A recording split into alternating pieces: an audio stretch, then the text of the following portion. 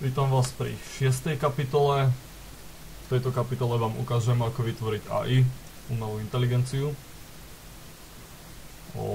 Na obrazovke už môžete vidieť umelú inteligenciu použitú v mojej práci. Tá už má nastavené všetky kolidery, kolíziu, takisto má vytvorené animácie.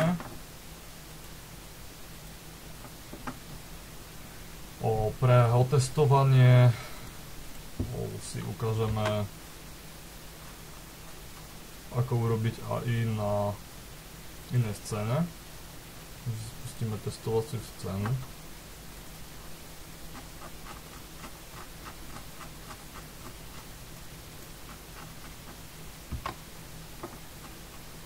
No, ja už som si tu prekopíroval model, ktorý použijeme.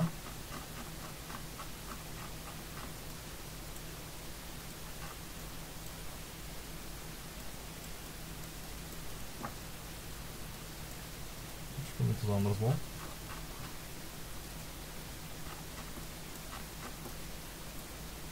No áno, tu je.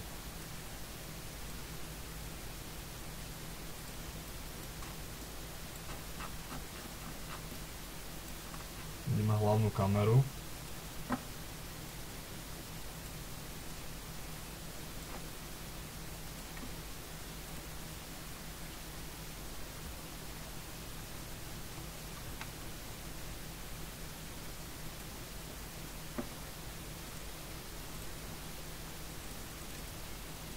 Dobre. Prejdeme k modelu.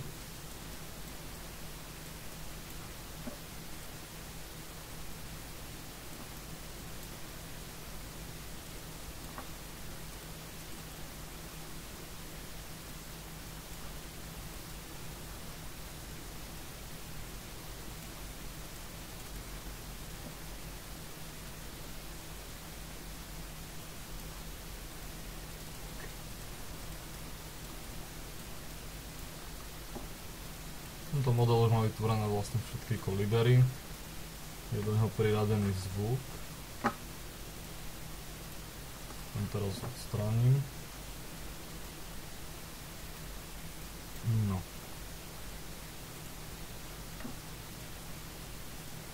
Takže čo potrebujeme? Základnými vecami budú skript, kontroler, kolider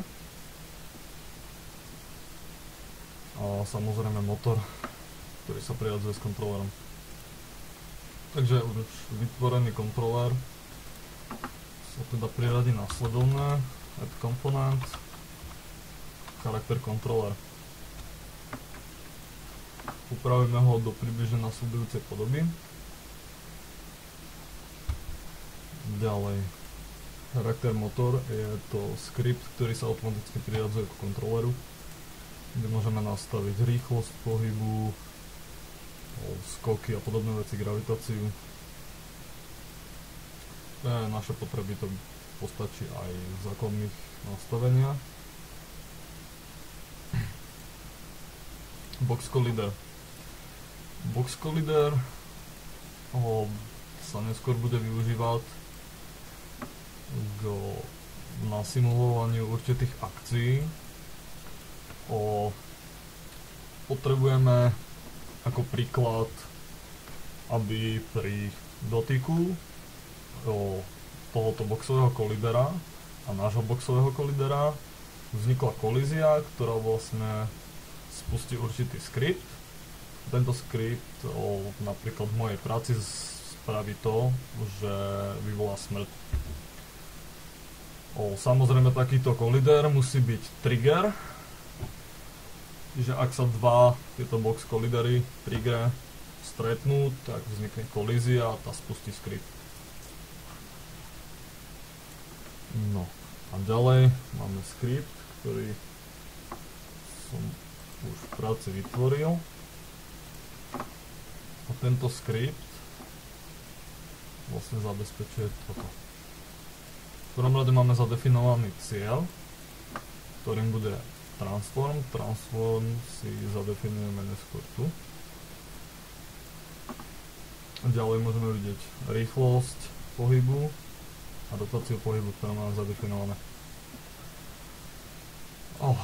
Na tomto mieste môžeme vidieť, že toto vyvolá to, vznikne tu táto kolónka, kde si potom priradíme náš cieľ a tu môžeme vidieť náš kontrole.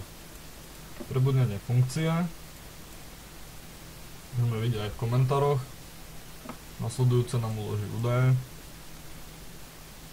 a uloží kontrole pomocou getComponent. Spustíme funkciu na zameranie hráča, že naše AI si nájde cieľ, ktorý je označený tagom player. Potom je update funkcie, nájde si smer hráča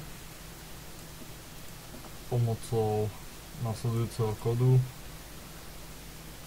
sa natočí, zrotuje. Dir y0 spôsobuje to, že ignoruje výškové rozdiely y-novej súradnice. Pokiaľ by sme nechali y-novú súradnicu zapnutú, naše AI by sa mohlo nakláňať dopredu, dozadu, čož v tejto hre nepožadujeme. Ďalej sa spôsobí teda, že sa otočí na hráča a pohybuje sa za hráčom. Nasledujúci skript vložený do nášho modelu spôsobí teda to, že model nás bude nasledovať. Jednoduchým klikom si vyberieme náš cieľ, ktorým teda bude hlavná kamera. Hlavná kamera bude označená tagom player.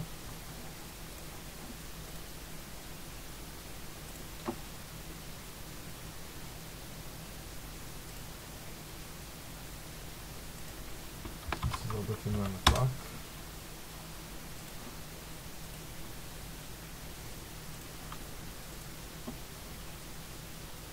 A po spustení môžeme vidieť, že naše AIčko beha za nami, automaticky vyhľadáva smer